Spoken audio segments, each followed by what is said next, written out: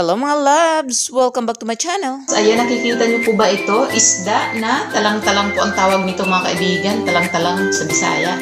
So, ang gawin ko po nito, ipaksiw ka po sana, pero nagbagong isip natin. Dahil gawin na lang natin daing or bulad. So, dahil gabi na, hindi natin mabilad ito mga kaibigan, i-brine na lang natin at bukas natin i-bilad. Ayan, so maglagay tayo ng tubig.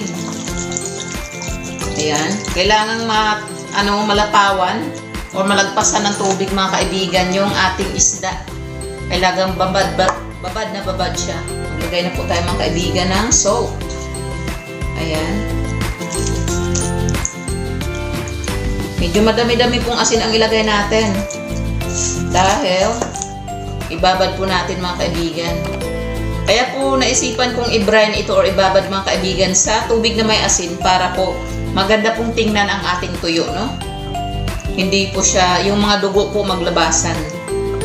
Ayan. So, ilagay lang natin to sa fridge. I-refrigerator lang natin ng overnight mga kaibigan. At bukas, pagising natin, ibilad na natin ito. Masarap po yung sa bulad nito or daing mga kaibigan, yung hindi masyadong maalat. Ayan. So, lagay lang po natin sa ating fridge. Ito po pala yung isda na binabad natin sa tubig at asin kagabi. Bali, brine po ang tawag nito mga kaibigan. So, instead of gidirect lang natin yung asin, binabad natin sa tubig na may asin. Ayan. Maganda po ang mga kaibigan, malinis ang isda kapag gibrine mo siya. Yung mga dugo-dugo niya is parang nangatanggal. Ayan. So, ibilad natin ito at gawin natin bulad. Ayan po.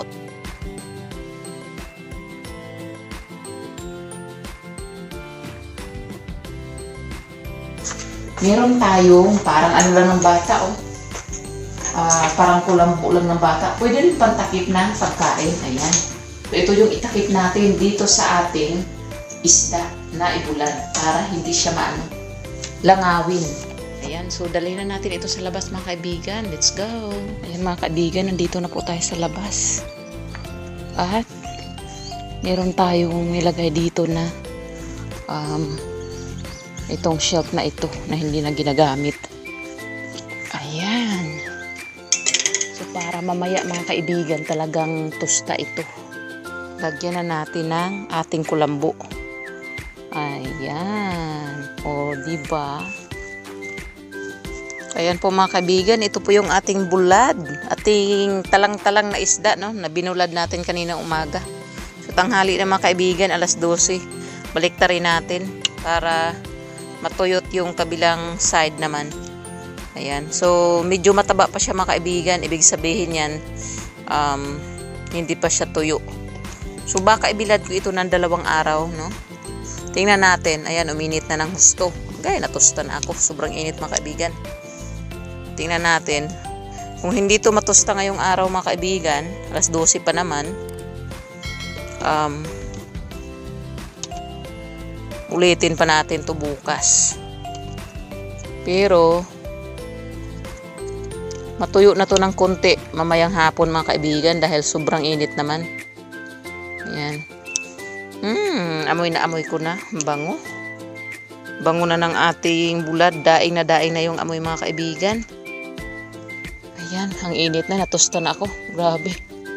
Kanina medyo maambon. Tapos ngayon ang init na mga kaibigan. Mabaliktad natin. Ayan. Bango na niya mga kaibigan. Daing na yung amoy ng ating bulad. Pakita ko lang po sa inyo ang finished product natin ng ating homemade bulad or homemade tuyo, no? Or daing. Ito po yung gi-brine natin na isda ng isang araw. Bago natin bilad. Binabad muna natin sa tubig at asin at nilagay sa fridge ng overnight. At kinabukasan na nga natin binilad mga kaibigan. So, 2 araw pala ito. Binilad ko ng 2 araw kasi ang talang na isda kasi mga kaibigan, medyo mataba siya ng konti. Kaya naman kailangan ibilad yun ng 2 days. Pero saktong-sakto lang, lamayo lang siya, hindi masyadong tusta. So, ready na ito mga kaibigan. Ilagay natin pala ito sa Ziplocs para ilagay natin sa freezer. Meron pa tayong second batch, kaya po gumawa ako ng tuyo para sa winter, no? Meron na tayong stock ng tuyo at hindi na rin tayo bibili sa labas. Kasi napakasarap ng homemade bulad mga kaibigan, kasi makontrol mo ang asin. Depende sa'yo kung gusto mo ng maalat or yung sakto lang. Ayan.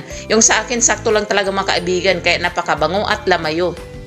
Ayan, ilagay natin sa Ziploc bag ito, ilagay natin sa freezer kasi mas stuck ng matagal kapag sa freezer. Then mag-defrost lang tayo anytime na gusto mong magluto, no? Ayan. Napakasarap mga kaibigan. Sa susunod mga kaibigan, bibili tayo ng budloy na isda or galonggong. Kaya hanggang dito na lang. Thank you for watching.